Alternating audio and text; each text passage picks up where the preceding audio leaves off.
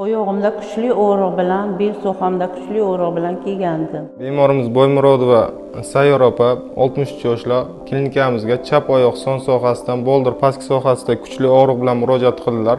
Tekshirishlar natijasida umurtqa pog'onasi 4-5 disk sohasida stenoz, 5-1 sohada esa disk churrasi aniqlandi. Bemorimizga zamonaviy endoskopik jarrohlik amaliyoti o'tkazildi. Jarrohlikda bugungi kunda birinchi kun bo'lib, bemorimizda umurtqa pog'onasida va oyoq sohalarida hech qanday og'riqlar yo'q va bemor o'z oyog'i bilan yuryapti. Bemorning o'z fikrlarini eshitamiz.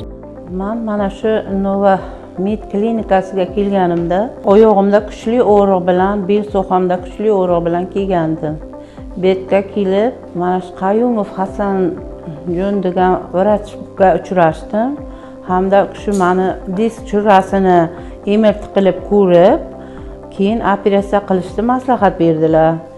Keyin men farzandlarim bilan maslahatlashib rozi bo'ldim. Keyin operatsiya bo'ldi. Mana shu hozir operatsiyadan keyingi holatim. Operatsiyani bu kunisiga o'rnimdan turib yurib ketdim. Og'riqlarim hozir yo'q.